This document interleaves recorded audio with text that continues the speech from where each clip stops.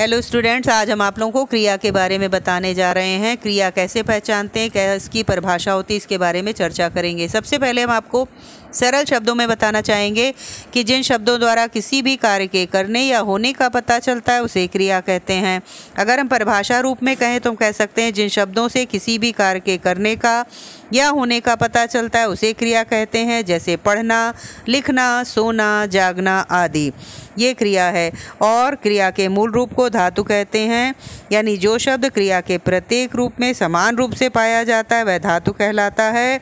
और धातु का रूप परिवर्तनशील होता है। कैसे? लिंग, काल या अवस्था के आधार पर परिवर्तित होता है। हम आपको बताना चाहेंगे, जैसे पुल्लिंग में कहेंगे राहुल पढ़ रहा है, स्त्रीलिंग में कहेंगे सोनिया पढ़ रही है। काल के आधार पर यानी किस समय कार्य हो रहा है, आज स्कूल में मैच हो रहा है, ये वर्तमान काल हो जाएगा। काल के आधार पर अगर हम कहें तो कहेंगे कल स्कूल में मैच होगा।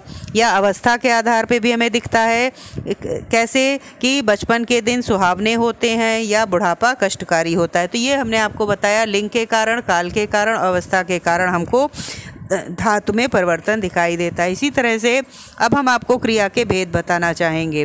क्रिया के भेद हमको 3 प्रकार के दिखाई देते हैं। काल के आधार पर क्रिया दिखती है, कर्म के आधार पे और प्रयोग के आधार पे। अगर हम भेद कहें तो ये 3 भेद प्रमुख हैं।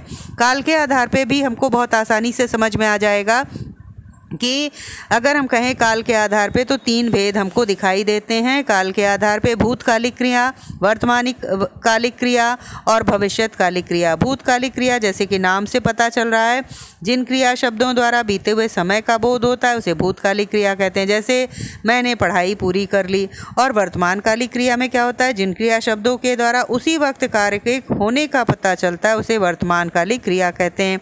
जैसे देखो बच्चा आ रहा है या बालक पढ़ रहा है, इस तरह से। और भविष्यकालिक क्रिया में क्या होता है, जिन क्रिया शब्दों के द्वारा आने वाले समय में किसी भी कार्य के होने का बोध होता है उसे भविष्यकालिक क्रिया कहते हैं। जैसे कल स्कूल जाओगे, है ना, तो तुम कल स्कूल जाओगे, ये भविष्यकालिक क्रिया है। अब हम आपको दूसरे भेद को बताने जा रहे हैं। कर्म के आधार पर हमें क्रिया कैसे दिखाई देती है। किसी भी कार्य को करने पर कार्य के करने का सीधा प्रभाव या तो कर्ता पे पड़ता है या कर्म, तो यही भेद हमें कर्म के आधार पर दिखाई देता है। तो हम सबसे पहले आपको कर्म के आधार पे बताएंगे कि क्रिया के 2 भेद हमको दिखाई देते हैं, सकर्मक क्रिया और अकर्मक क्रिया। बच्चों यही आपको मुख्य रूप से पढ़ना है, परीक्षा में यही ज़्यादा आता है।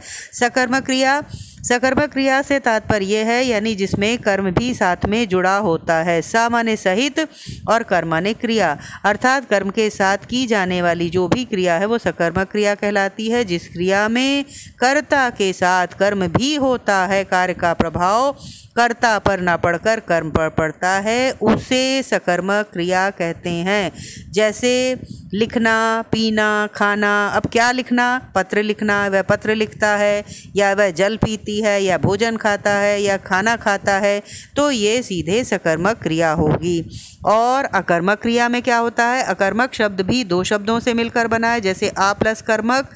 अकर्मक का मतलब आ माने बिना, यानी बिना कर्म के साथ की गई क्रिया, यानी जिस क्रिया में कर्ता के साथ कर्म नहीं होता है, कार्य का प्रभाव सीधे कर्ता पर पड़ता है, उसे अकर्मक क्रिया कहते हैं। जैसे हंसना, रोना, उड़ना, खेलना आदि। जैसे अब हम कह दें वह हंसता है तो अपने आप में पूर्ण लग रहा है वाक्य, वह सोती है या बच्चा रोता है, चिड़िया उड़ती है, ये अपने आप में पूर्ण है।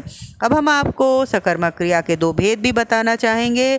सकर्मक क्रिया के हमें 2 भेद दिखाई देते हैं, एक कर्मक क्रिया और द्विकर्मक क्रिया। एक कर्मक क्रिया जैसे कि इसके नाम से पता चलता है, जिन क्रिया शब्दों में क्रिया के एक ही कर्म का बोध होता है वह एक कर्मक क्रिया कहलाती है। जैसे अगर हम कहें दीपिका ने माला बनाई, उसने पत्र लिखा, ये एक कर्मक क्रिया है। लेकिन द्विकर्मक क्रिया में क्या होता है, जिन क्रिया शब्दों के द्वारा क्रियाओं के 2 रूप वर्णित होते हैं उन्हें द्विकर्मक क्रिया कहते हैं। जैसे हम कहें कि सीमा ने सौम्या से गीत सुना, ठीक है, तो किसने सुना, सीमा ने सुना, और सौम्या के द्वारा एक और क्रिया की गई गीत को सुनाना, तो सीमा ने सौम्या से गीत सुना, यहाँ द्विकर्मक क्रिया हो जाएगी। ओके स्टूडेंट्स, अब हम बढ़ते हैं तीसरे भेद की ओर। रचना के आधार पर क्रिया के 6 भेद दिखाई देते हैं, इनको थोड़ा आपको ध्यान से समझना होगा। तो रचना के आधार पे हम बता सकते हैं 6 भेद कौन कौन से हैं। पहले हम आपको बताएंगे सामान्य क्रिया, यानी जिनमें बिल्कुल सामान्य सीधा वाक्य होता है, जिन क्रियाओं का प्रयोग समान रूप से किया जाता है, अर्थात वाक्य पे एक ही क्रिया के प्रयोग होने पर वह सामान्य क्रिया कहलाती है। जैसे बच्चे ने पेन खरीदा, है ना, तो ये एक सामान्य क्रिया है। लेकिन संयुक्त क्रिया दूसरा भेद इसमें क्या हो जाएगा, जब वाक्य के अंतर्गत एक से अधिक क्रियाओं को वर्णित किया जाता है वहाँ संयुक्त क्रिया होती है। इस संयुक्त क्रिया में एक मुख्य क्रिया होती और दूसरी सहायक क्रिया होती है, ठीक है, जिससे कि उस क्रिया का विस्तार होता है। जैसे हम कहें कि मोहित कंप्यूटर से पढ़ाई करता है, तो पढ़ाई करता एक क्रिया और किससे, कंप्यूटर से, ये संयुक्त क्रिया हो गई। तीसरा भेद हम आपको बताना चाहेंगे, नाम धातु क्रिया।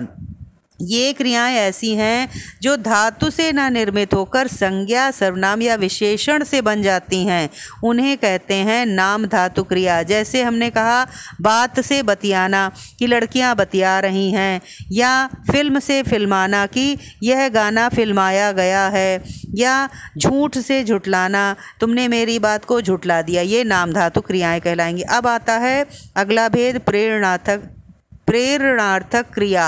इसमें क्या होता है कि कैसे बनती है क्रिया, इसको हम समझाना चाहेंगे कि प्रेरणार्थक क्रिया से तात्पर्य है किसी से प्रेरणा प्राप्त करके कार्य करना। जिस कार्य को कर्ता स्वयं न करके दूसरे को प्रेरित करता है उसे प्रेरणार्थक क्रिया कहते हैं। जैसे हम कहें कि गुरु जी हमें अंग्रेजी पढ़ाते हैं, है ना, तो ये गुरुजी जो हैं वो हमें पढ़ाने का कार्य कर रहे हैं। इसमें इस प्रकार से क्रियाएं बच्चों बन जाती हैं, जैसे कि लिखना से लिखाना, ठीक है, लिखना से लिखाना या लिखवाना, सुनना से सुनाना या सुनवाना।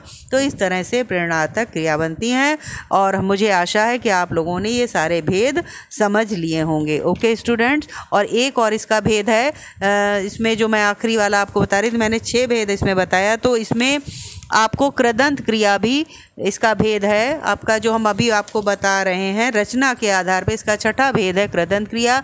जब क्रिया शब्दों के अंत में प्रत्यय लगाकर नई क्रियाओं का निर्माण किया जाता है उसे कृदंत क्रिया कहते हैं। जैसे प्रत्यय हम आपको पहले भी बता चुके हैं, जो प्रत्यय अंत में लगता है, जैसे लिख में ता लगा दिया लिखता, सुन में आ लगा दिया सुना, चल में ता लगा दिया चलता। तो इस तरह से ये कृदंत क्रिया होती है। आज हम इस टॉपिक को यहीं ख़त्म करते हैं। Thank you.